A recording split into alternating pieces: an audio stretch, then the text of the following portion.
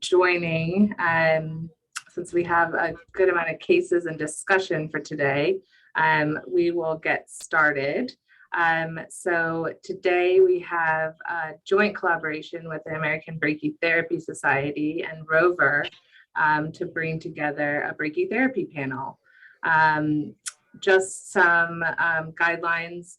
If you have any questions or something to put in the chat, change the chat to hosts, or not hosts, to everyone, so then everyone can see your question and we'll reply all. And you can also put it in Q&A and we'll try and answer those during.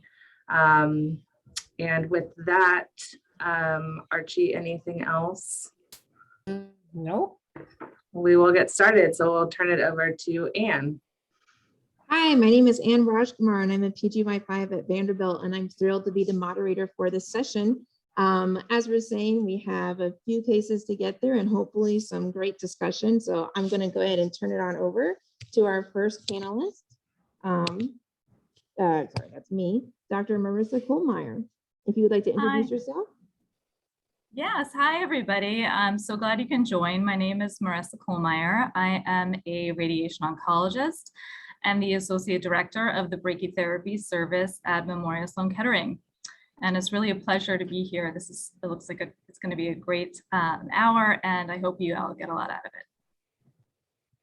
All right, so the first case, this is a 61-year-old male who's an avid cyclist with an active lifestyle, who presents with a routine screening PSA, which was elevated to 5.1.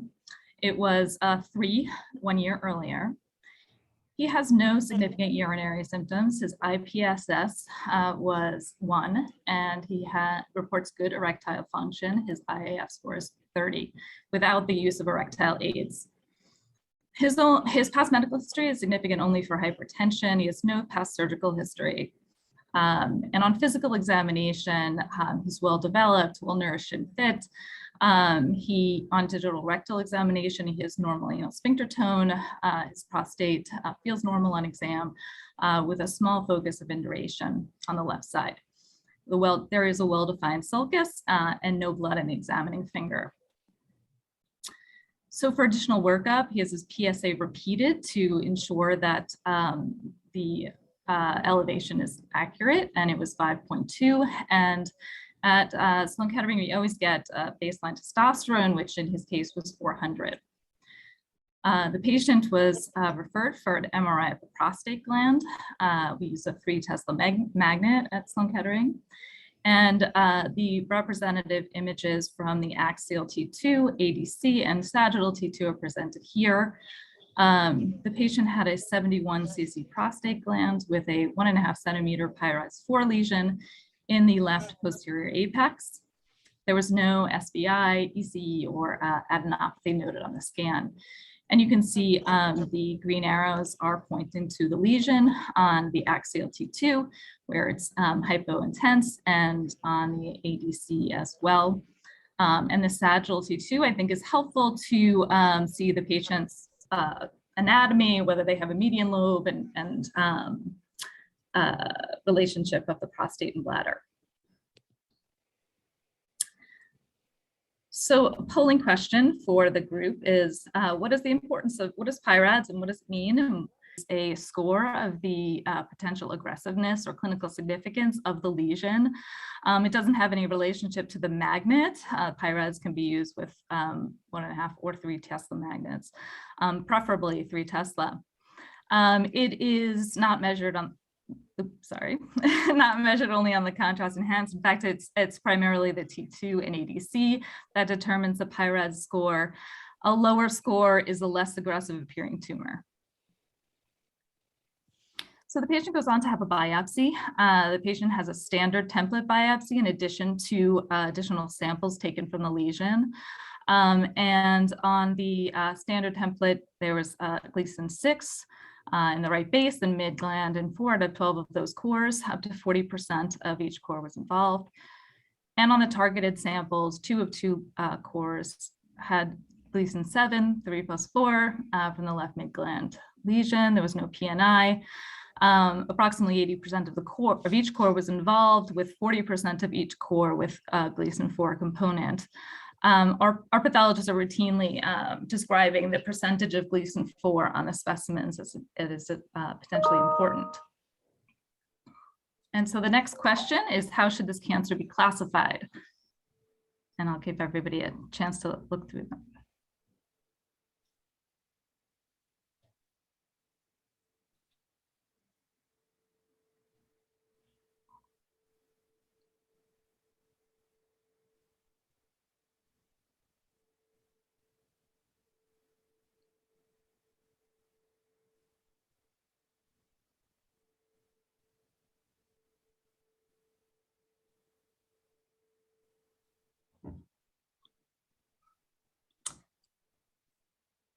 So that's right, Gleason, this patient is T2A, Gleason 7, 3+4, and is classified as favorable intermediate risk, grade group 2. So that's correct.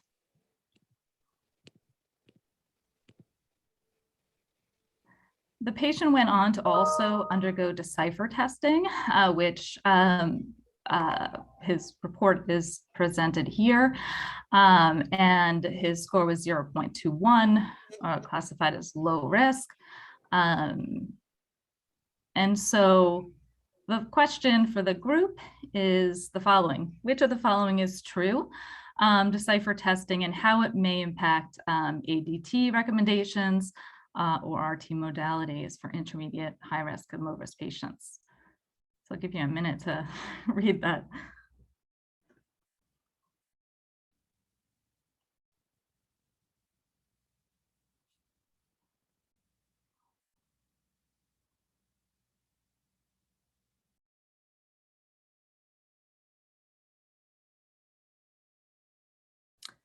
So that is correct. I think at the present time, and this is kind of a little bit of a trick question because I think it's an evolving area for prognostication in prostate cancer, but primarily at this point in time, it's helpful to distinguish favorable and unfavorable intermediate risk prostate cancer within the unfavorable category. So meaning that for patients with unfavorable intermediate risk disease who have a low Decipher score, that population, we may be able to omit hormone therapy.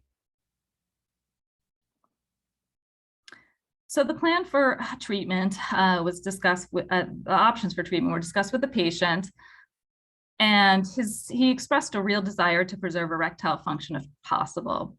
So these are the treatment options that were discussed, and I'm curious to know what the most favored option would be by the group.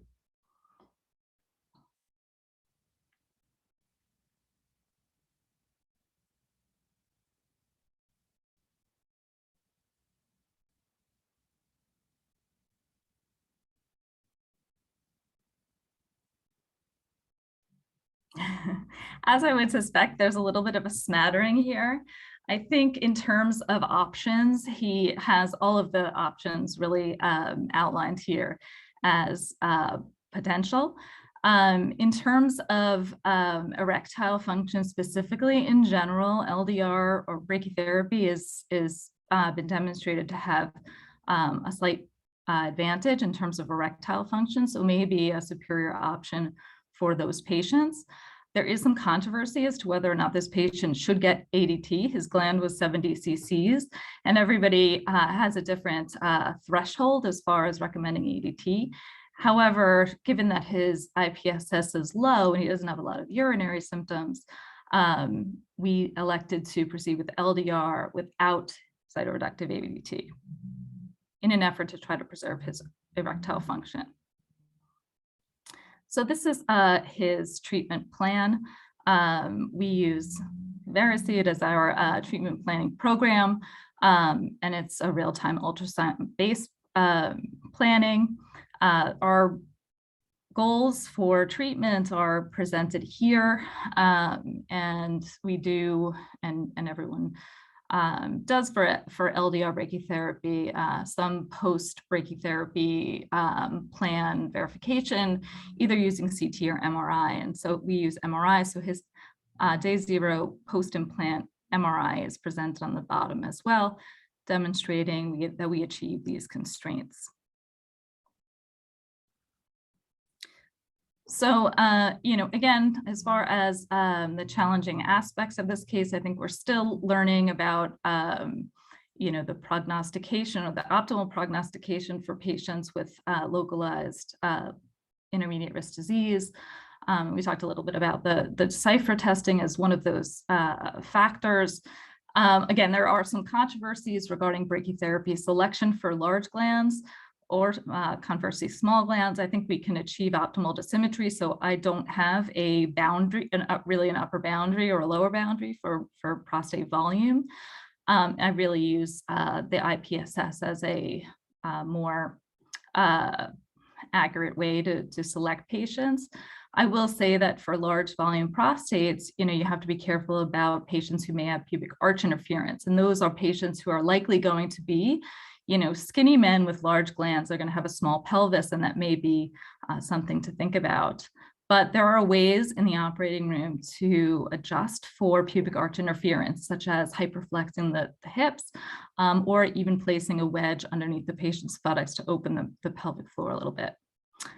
The treatment planning guidance, as far as maintaining dose constraints, is important. There are lots of different publications out there that can help. There's a great one from the ABS as well.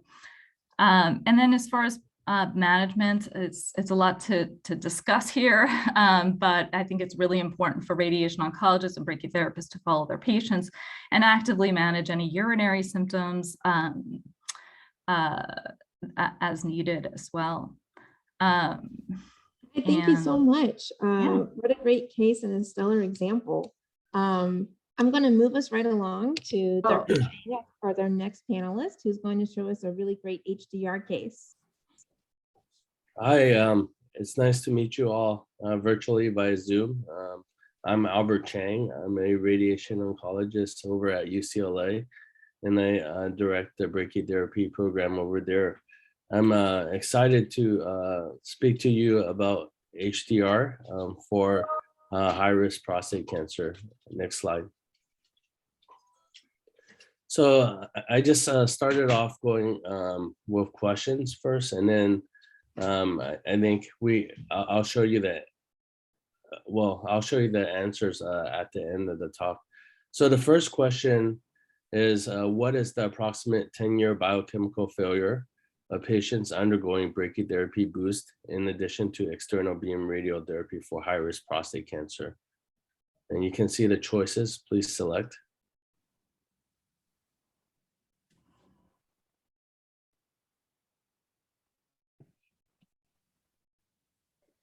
It looks like the poll questions aren't launching, so we can just probably do a discussion around them. Oh, there it goes.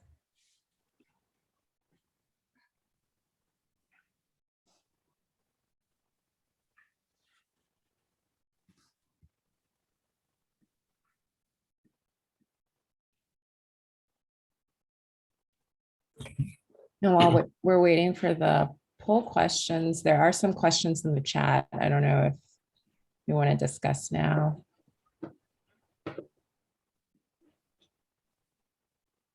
So what IPSS score and size of prostate and such do you recommend and discuss with patients? So for patients with prostate volumes that are high and have IPSS scores that are also elevated, I don't have a true cut point, because I do find that a lot of patients come suboptimally medically managed or their urinary symptoms. So if they're not on an alpha blocker with a higher IPSS, I may put them on one, give them a trial, see how their symptoms respond, and then reevaluate the use of brachytherapy after that. I always counsel these patients that they may have a slightly higher chance of urinary retention requiring a catheter after brachytherapy, but in general, that risk is probably less than 5%. And usually that is not a long-term issue and can be resolved. Yeah, I totally agree with Marissa.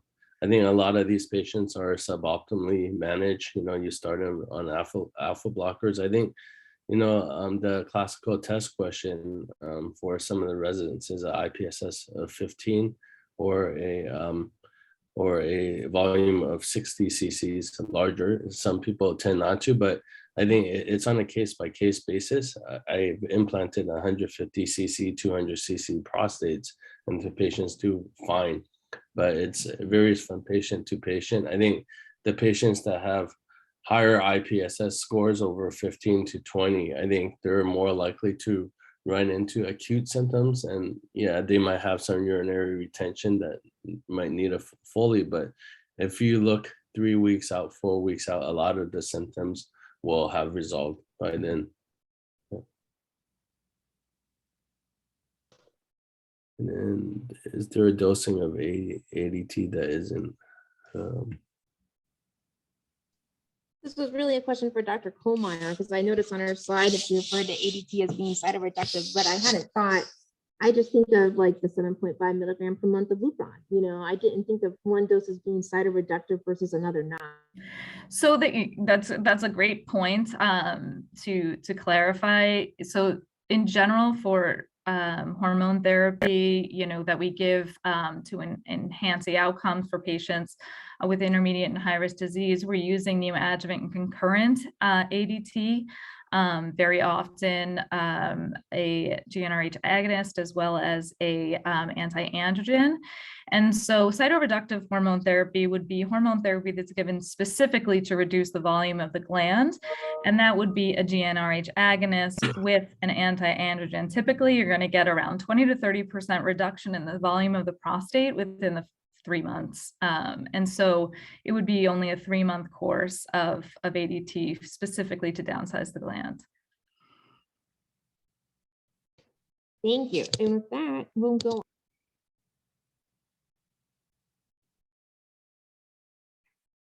So should we just start the case?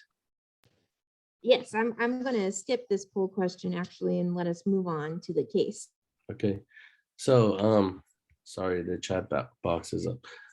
So this case involves a 63-year-old gentleman, otherwise healthy, who undergoes screening PSAs. His PSA back in 2014 was 1.3. Then in July 2017 was 45.3. So on exam, he has induration throughout the left side of the prostate with blunting of the retroprostatic sulcus. His AUA score is 6. His shim score is 25. Next slide. So he undergoes a 3 Tesla MRI, a multi-parametric MRI. This is the T2 sequence. The way you can tell it's a T2 sequence in part is because you can see in the bladder on the right, it's bright and fluid is bright, and also fat is brighter on a T2 sequence.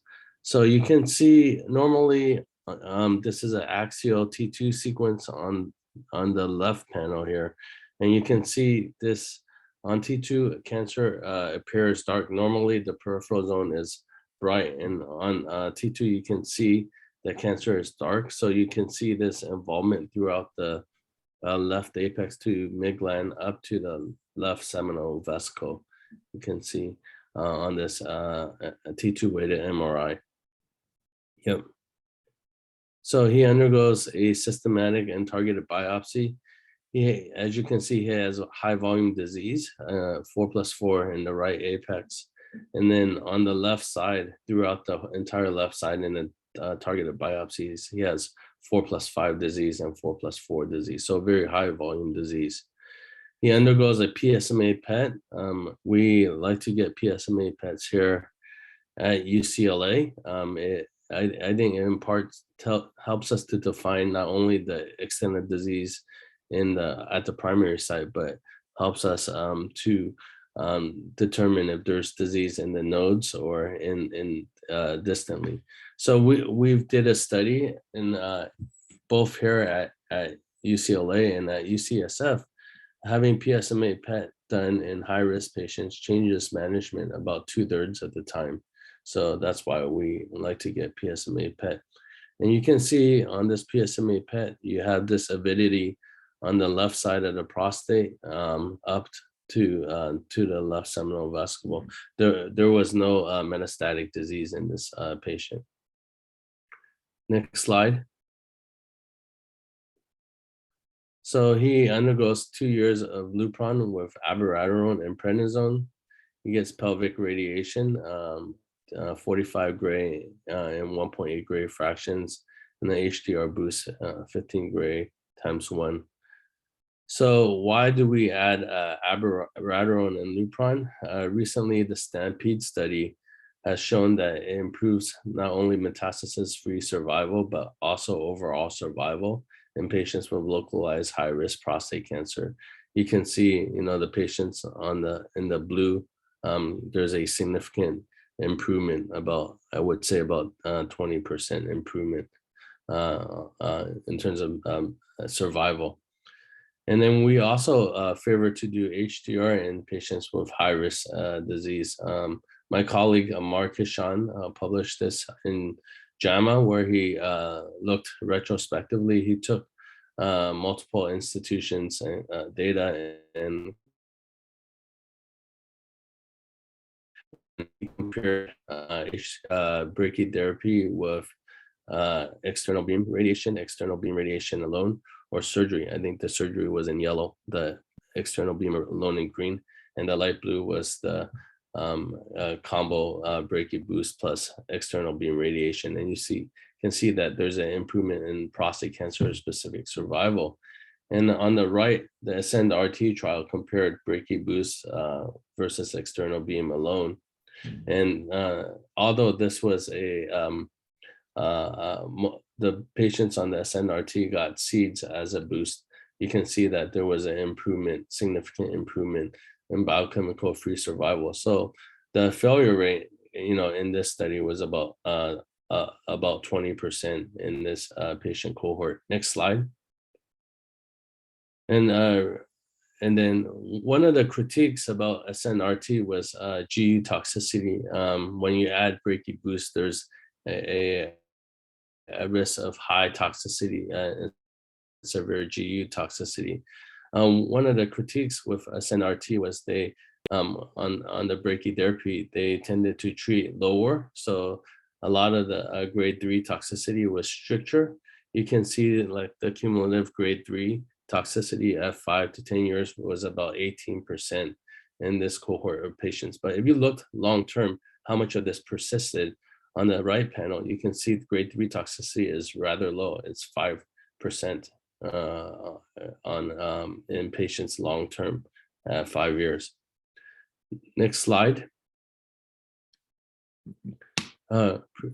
So Joe Shu, who also does brachytherapy at UCSF, was the PI of RTOG 0321, and he showed that when you add HDR brachytherapy as a boost, it has comparable biochemical free survival rates. You shouldn't compare between the two studies, but you can see about a 20% biochemical free survival rate at 10 years. You compare this to beam alone or surgery, the biochemical failure rates are 50 to 60%. Some people think that biochemical failure is not an important metric to follow and think survival is everything, but I think this affects the patient's quality of life, their mental status and such. You can see, go back one slide, and patients that get HDR brachytherapy boost, the toxicity was relatively low. Grade 3 toxicity, overall was 5%. Next slide. So this is the pelvic radiation, 45 gray and 25 fractions of 1.8 gray each. We started at the L5S1 interface on down. Next slide. And this is the HDR boost plan. One thing I really like about using HDR boost for ACE and for seminal vesicles and high risk disease is that you can see in the middle panel, you you can cover the seminal vesicles really well. You can kind of cover the entirety of the seminal vesicles. Whereas, with external beam, you often have the sigmoid coming about, and it's hard to get such a high dose to that area. And also, it's more difficult to place seeds in a seminal vesicle in patients undergoing permanent seed implant. Also, what I like about using brachytherapy in high risk disease is that you can do an integrated boost when you do the implant. There's an automatic integrated boost with brachytherapy, and you saw that the benefits of an integrated boost in the FLAME trial. Next slide. So this patient was followed 2 to 3 years out. He's no evidence of disease now. So going back to the questions, next slide. So the 10-year biochemical failure rate in brachyboost patients is 20%, and this is much favorable compared to the historical data with beam alone or with radical prostatectomy. Next slide. HDR brachytherapy boost has low toxicity, 5% or less. And I awkwardly have Dr. Kohlmeier's slides here again, so bear with me as I move us straight forward to Dr. Kamrava's to discuss. So you both, sorry, we have like a minute before we can move forward. Just one quick question. I know you both know a lot about HDR and LDR prostate brachytherapy. When do you recommend which positives and negatives of either? That's a great question, and one that's really often asked. And I think that I will caveat this is that I think that either LDR or HDR can be used in patients with low, intermediate, and high-risk disease. I think that it really depends upon the resources that are available at individual institutions. So with that, I have the luxury of being in an institution that has access to both LDR and HDR and can make those selections a little bit more refined than perhaps is available at other places. So I acknowledge that that luxury. But I do think that in general, and I think the data supports this, is that HDR is very well tolerated from a urinary symptoms standpoint. And in the setting of a boost, I think, we've really transitioned primarily to using HDR boosts for our unfavorable and high-risk patients because of that more favorable urinary toxicity profile. We still use LDR monotherapy for our favorable intermediate risk patients. Most of our low risk patients are being actively surveilled at this time, so we're not doing treatment in the vast majority of those patients. But the convenience of a single procedure for monotherapy, certainly is the main advantage of LDR. HDR monotherapy is still a multi-fraction regimen, which is a little bit of a downside in terms of convenience. But again, I think that toxicity in general for HDR is more favorable. I was also impressed when I saw the slides with Dr. Chang's coverage of the seminal vesicles in his case. Do you find that there's differences in terms of ease of seminal vesicle coverage with one or the other? Albert, I'll let you tackle that one. I think that's one thing. I think that's a advantage of HDR. And from my perspective is that, if you put a catheter in the seminal vesicle or close by, you'll be able to tune it. That's one advantage. I think HDR can be more forgiving. You can use a computer to kind of tune and turn off dwell positions. Whereas I think with permanent seed, once you drop a seed, you can't take it back. That's a large advantage of HDR. One of my fellows, he commented on, it's like, he's never, like he's from Sunnybrook and they do a lot of seeds and also HDR, but he sees that we have excellent coverage of the seminal vesicles whenever we do HDR. I will just add, I know that we want to get to the GYN cases, but I just want to add one thing to that. I agree, there is probably more comprehensive coverage of the SVs with HDR. You could really, advance those needles up in, fairly deeply, and definitely advantage in patients who have extracapsular extension. You don't really want to implant seeds outside the capsule of the prostate. That's where you get seed migration and, less optimal dosimetry. But I think that the one disadvantage of HDR is you don't have that post-implant dosimetry to provide you with that feedback of the the QA on the implant. All you have is your intraoperative dosimetry, where very often that the contours, if you're doing ultrasound-based planning, it's very difficult to go back and QA that. If you are doing MRI-based planning, it is a little bit easier, but these catheters do get in the way of the imaging, so it does get a little bit more challenging. With LDR, you see those seeds, how they were placed, what the real dosimetry looks like, and have accurate QA. So there are pros and cons of each, but I think that you can achieve excellent brachytherapy treatment plans with either isotope.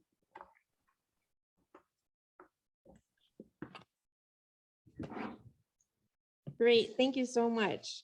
And with that, we've reached our time on GU, unless we happen to have time at the end, but I doubt it. We'll move on to gynecological brachytherapy with Dr. Kamrava. Okay, well, thank you guys so much for having me. Enjoyed the GU talks, and just going to talk about a definitive cervix case where we use kind of a hybrid approach. So basically, this was a younger woman, 30-year-old woman, who had presented with 3 months of postcoital bleeding, which then led to kind of evaluation.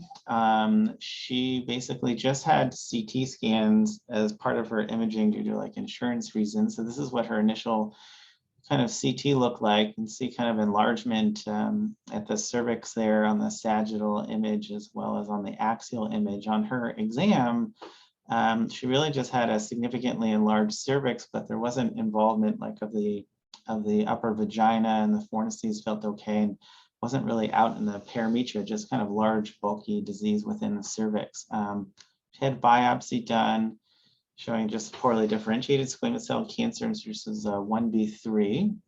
So the next slide. So plan was for definitive treatment with chemo RT, followed by image-guided adaptive brachytherapy. And a question here is, in the Embrace study that was recently published, which was a prospective series of patients getting image-guided adaptive brachy for cervix, what percentage of patients had needles used at the time of their brachytherapy? And that could have been either like an interstitial, or it could be just like a hybrid approach.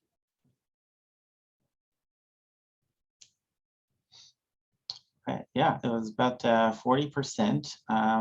So I bring that up only to say that, as I think if you are going to be treating GYN, that it's highly likely that you need to know how to use needles, because as we do more and more with either MR or CT-based planning, kind of finding that the use of needles is increasingly more important, either to improve coverage or to reduce doses to OARs, or both. And then just the image on the left is just some of the local control outcomes from Embrace 1, stratified by FIGO stage. And I think the most exciting part of it is that, all of these, regardless of the stage, you can see that the local control rates are in the 90% or higher range, kind of going out relatively kind of long term, although most recurrences would happen within 2 to 3 years. And so it's pretty exciting that I think we've been able to kind of up our game in our field in terms of improving kind of local control with better coverage.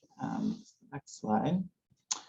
So I just want to spend a little bit just talking about kind of options for needles. I think when you're in training, you kind of do what your attending does, or you do whatever applicator your program had, but it is important to think about like what is the full range of things that could be used, because you may go somewhere and then be tasked with starting a program yourself, or, you know, figuring out what you want to do. And so it's important to think about, well, what is there? I know my attending used to do this, but I don't know if there's anything else that could be done.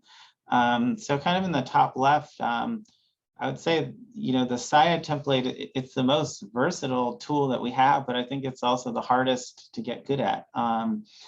I think partly, as you can see how long from that purple template those needles can go in, and you've got to learn how to kind of to get them to where you want. And that's a pretty long distance to get things. And so you can get really good at it, but I think there's a pretty steep learning curve on it, but it's certainly the most flexible applicator that we have.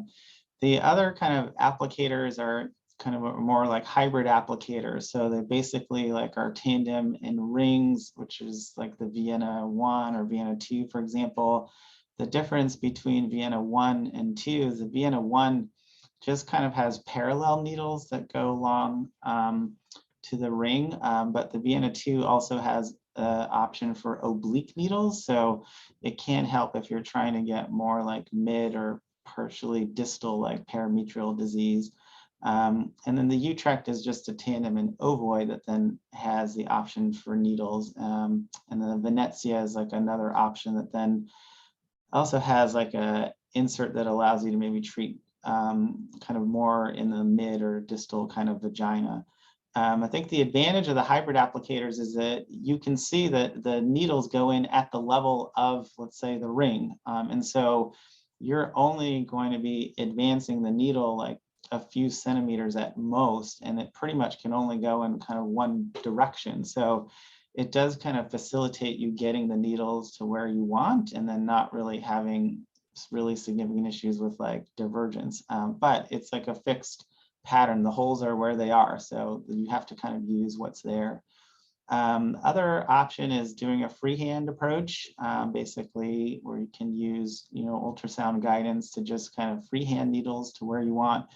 And then there are various ways of trying to stabilize those needles to, let's say, the tandem kind of, or the ring, if that's the applicator that you're using. And then there's some interesting approaches with trying to use more like custom applicators with 3D printing and specially designed holes, and that's like a whole different other talk, but is an interesting area. So I think, you know, there's a lot of options. So think about like, why are you using what you're using, or, you know, could you use something different, or what is the best tool that you have? But once you have that, I think then there is a question of like, well, how are you going to get these needles in when you're actually, you know, either in your procedure suite or in the operating room? Some people do it clinically, kind of by feel. For me, that doesn't really work as like a primary method.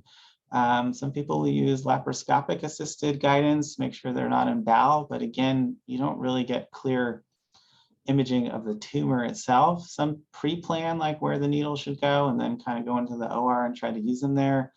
There's real-time CT, real-time MR, and then real-time ultrasound, which is kind of what at least our preference is here. So the next slide is just an example of an image. On the right is the image, sagittal image of kind of cervix going up to the uterus.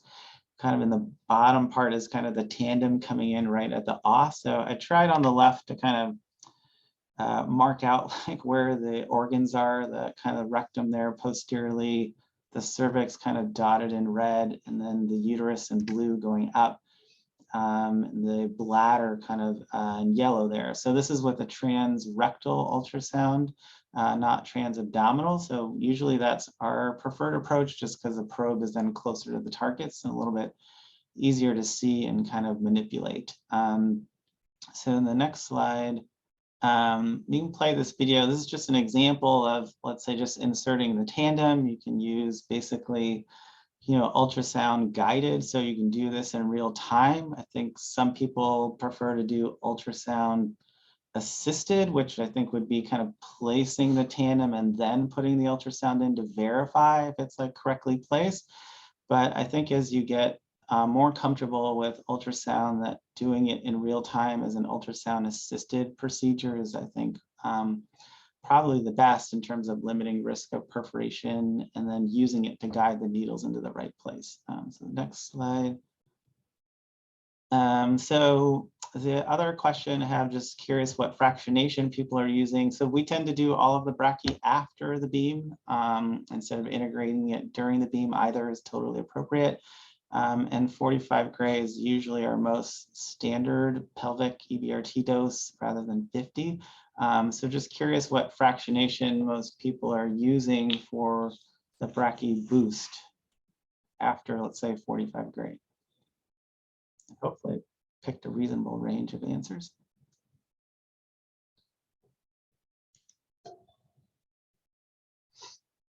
Okay, yeah, it's interesting. I bet a few years ago it wouldn't have been as much 7 gray times 4. We've moved to 7 gray times 4 as well. That's the most, at least, common fractionation that we're using. And then the images, the CT below is just an example of kind of the 2 needles placed posteriorly. You can see in the top left, and that allowed us to kind of pull. We just did CT-based planning for her with Tanneman ring and just freehand needles. You can kind of see that one needle going posteriorly allowed us to kind of pull the dose back and still spare the rectum. And that's that, I think, for this case. I think that's the last slide. Yep.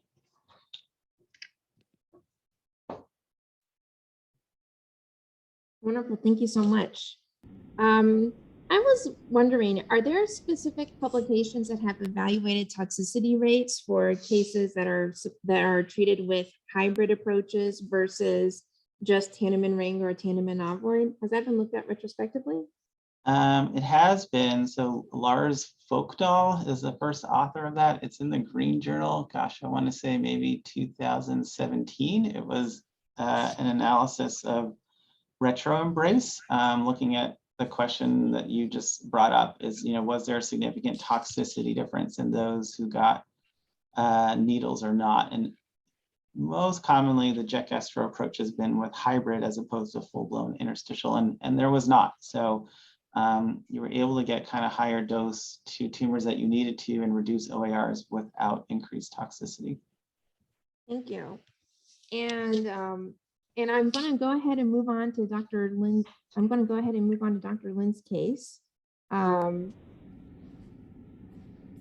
Thank you. So thank you all for joining today. I'm a GYN radiation oncologist at MD Anderson.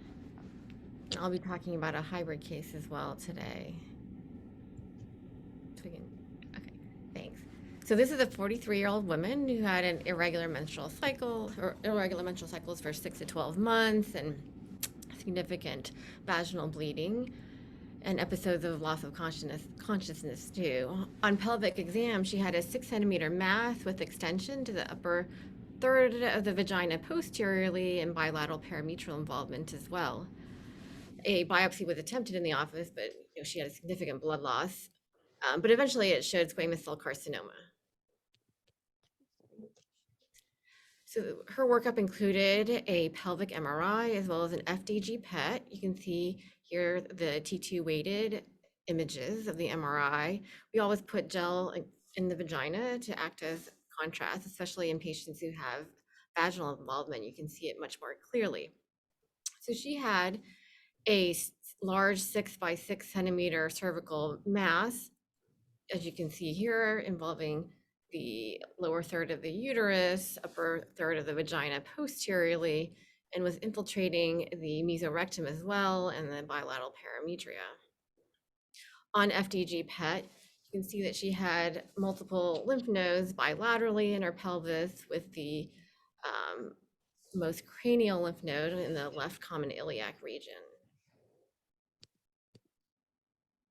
So the first poll I have is, what would your external beam radiation treatment fields include? And there's really no right or wrong answer here. I just kind of wanted it to get you all thinking here about how you would design your field.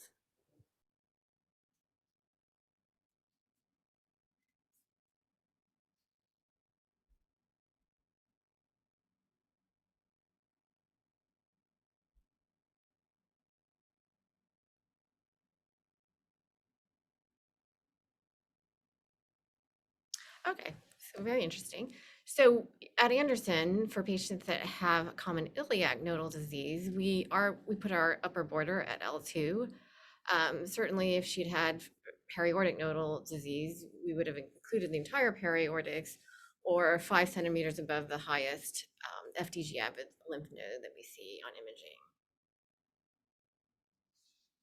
So these are the fields that we used.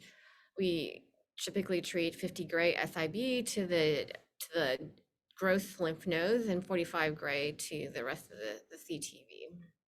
And then we boost sequentially to a dose of about 60 to 64, depending on dose to OARs and including the dose contribution from brachytherapy.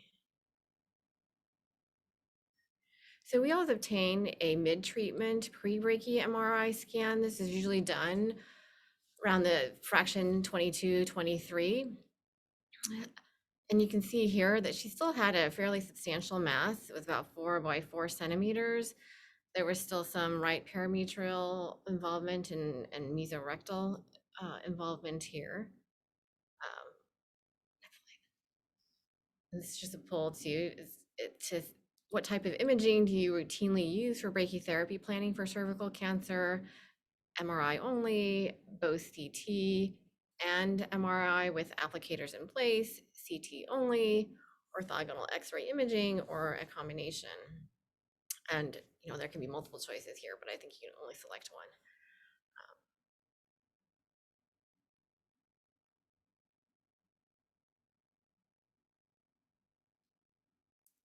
So we actually do a combination as well, and really depends on if we do PDR or pulse dose rate brachytherapy or high dose rate brachytherapy.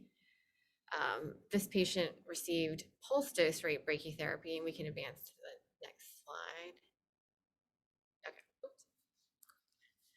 Oops. So with the first implant we used CT-based planning. So she had orthogonal X-rays taken in the OR to confirm her position. You can see here, I don't want to get into the weeds on how we plan for pulse dose rate brachytherapy, but we do 2 implants if we're doing PDR, with each implant about 20 to 22 gray, depending on OARs. But you can see here the red isodose line is our 100% isodose line, and the HRCTV in red. And you can see that there's still disease on the right side that wasn't as well covered by the 100% isodose line. So she had a standard Fletcher-Stute tandem and ovoid application for the first PDR.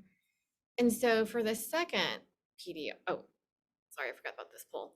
So what total dose to the HRCTV would you aim for? 80 to 85 gray, 87 to 90 gray, 90 to 95 gray, or greater than 95 gray? And I understand there could be multiple choices too, multiple answers.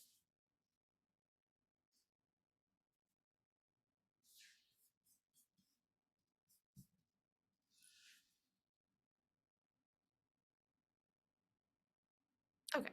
Yeah, so we typically try to aim for at least 87 gray, sometimes greater than between 90 to 95 gray, as suggested by Embrace guidelines. So for this patient, we can advance to the next slide. So because she had that eccentric disease on the right side, we decided to use a Venezia applicator for her second PDR implant. And this we were able to do in our MRI suite. So it really was like true MRI guided placement. We placed 3 to 4 needles, as well as the tandem and ovoids in there.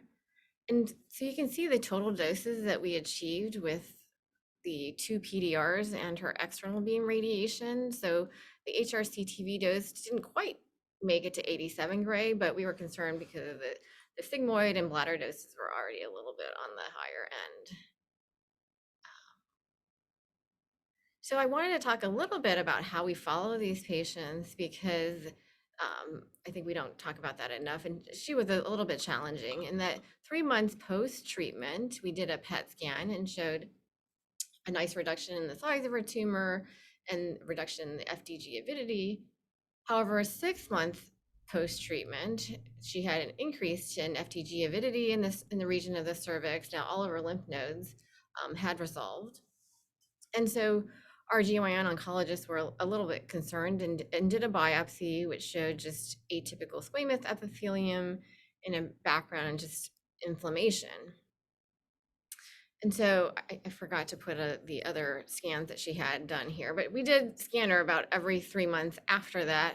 We also gave her antibiotics, vaginal estrogen cream, Trental, and vitamin E, because we were concerned that this might represent vaginal necrosis because she was having pain, you know, odorous discharge. But we were also concerned that it might represent a recurrence that we just weren't able to identify yet on biopsy. And we did, the GYN oncologist did another 15-month post-treatment biopsy. And again, it showed just some atypical squamous epithelium and a background of inflammation. And so at that point, I really wasn't keen on additional biopsies, as I was really more concerned that this represented vaginal necrosis. And we had discussed with the patient too about whether or not hyperbaric oxygen treatments would make sense for her. And we tried to get her in for that, but because of COVID, she never quite made it there. But after about a year of treating her with Trental and vitamin E, at the last follow-up a couple of months ago, this area had really resolved, and on imaging, she remains NED. So we can, I think, advance to the next slide here. So I think, some of the challenging aspects of this particular case is, the asymmetric and large disease at brachytherapy. And so, we talk about escalating to doses of 90 to 95 gray, but in this situation, we were able to control her disease with 87 gray, or a little less than 87 gray. So we don't always have the right answers about what dose is most appropriate for these patients, because there are 5 GYN radiation oncologists here at Anderson. We discuss all of our cases, and for patients that have a less than robust response at the time of their interim MRI, we do try to escalate their doses to 90 to 95 gray if we can. But that's, patients may not always need that, or even if they don't have a robust response on imaging, it doesn't mean they're going to have a poor outcome in the future. So that was a significant challenge. And then, of course, managing her vaginal necrosis post-treatment.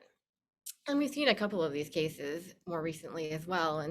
And so we're, I think, being a little bit more proactive about prescribing, vitamin E. Now, I don't always prescribe Trental to patients unless they truly do have vaginal necrosis, it causes a lot of nausea.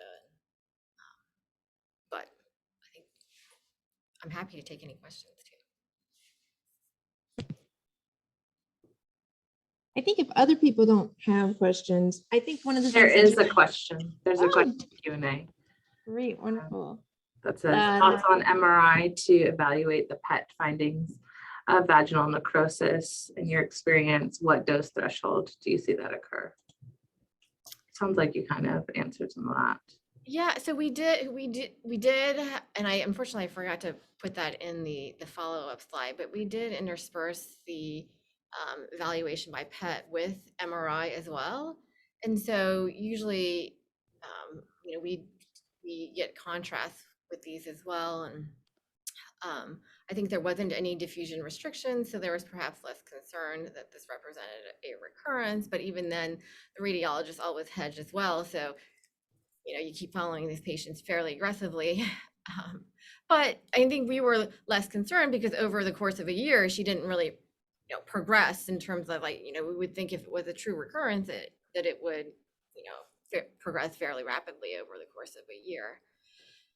And then in terms of dose thresholds where we see necrosis, I think there is a higher probability in patients who have hybrid applications. And feel free to jump in here, Mitch, in your experience.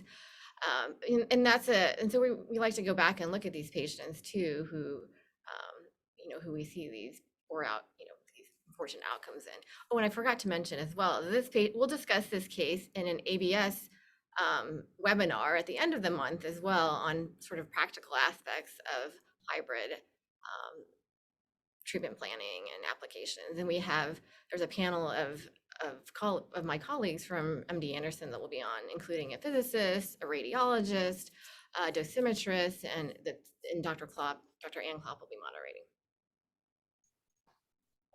I agree. I mean, I think one comment there is I think one of the most mysterious OARs is the vagina. I mean, it's just been so difficult to understand really what true dose constraints are. And we know that, you know, it varies depending on where you are in the vagina, proximal or distal. I think one thing, especially with hybrid applicators and being able to kind of deviate from the traditional pear-shaped distribution, as well as like when you're trying to get in that 90 gray range, is just being aware of the hot spots and where they are and how close they are to the vaginal mucosa and how big they are. So I think you really have to pay a lot of attention to the plan, especially if you're using inverse planning as opposed to like manual planning. Really take a look at where those hot spots are. All right, and we've got another couple of questions from the chat as well. One was, do you generally favor? Why don't we let's have the chat. Dr. Kamrava and Dr. Lynn, do you mind answering some of those questions in the chat while we introduce Dr. Rossi in the last few minutes? Excellent. Thank you. And with that, this particular session was co-hosted by both Rover and the American Brachytherapy Society. And so we wanted Dr. Peter Rossi to come and tell us a little bit more about the American Brachytherapy Society. We'll give the floor to him. Yeah, thank you so much. I'll be very quick here, but thanks for the opportunity to address everyone. This is a really awesome initiative, and this panel was just exceptional, and good job. And I look forward to more of these panels going forward. Just real quick announcement from the ABS, wanted to make all residents aware that membership is free. And if you're not a member, join today. Like Dr. Lynn said, that will open the door to our online symposias that we're holding, usually about 2 a month, 3 every 2 months. The next one is practical strategies for performing hybrid interstitial applicators for cervical cancer brachytherapy. It is on January 27th at 5 p.m. Eastern time. And Dr. Lynn will lead a great panel discussing practical aspects of hybrid applicator programming, pre-planning, use of ultrasound, CT, MR, techniques for optimizing and planning. So please join us. Those have been really fun. There's an active Q&A. It's recorded as well, and it can be viewed later on our YouTube channel. Additionally, in February 24th and 25th, we'll be holding our virtual GYN school. Dr. Viswanathan, Akila, and Dr. Erickson, Dr. Erickson, they're leading this excellent program. It's an impressive list of faculty from around the world. So consider joining that virtual GYN school. And then finally, we have our annual conference, which will be held in Denver at a really nice resort. It's outside of Denver, actually, and really great resort for the current, temperature of COVID and in-person interaction. It will be June 17th through the 19th. There will be a workshop the day before associated with it on multiple disease sites. We're really excited about it. It's coming along really well. And finally, there is a lot of online content. In particular, we've launched online content prostate brachytherapy with close to 30 very short topical lectures on prostate cancer long-term outcome, toxicity, socioeconomic issues. It's all available at americanbrachytherapy.org. And so that's it for me. I really appreciate the opportunity to come in and say hello, though. Thank you. This was an excellent session. And now we can get to the Q&A and the chats. Yes, and I thank you so much for coming. I know that the American Brachytherapy Society has a lot of exciting things coming up. We have a plug for our next upcoming session as well, which is a lymphoma, hematologic malignancy / lymphoma panel coming up in February. Was there anything else from our rover leaders? Dr. Khan? That's it. We're out of time. So thank you so much. And I think all the panelists would happily take any questions via email. Thanks for everyone for joining. Thank you. Bye-bye. You.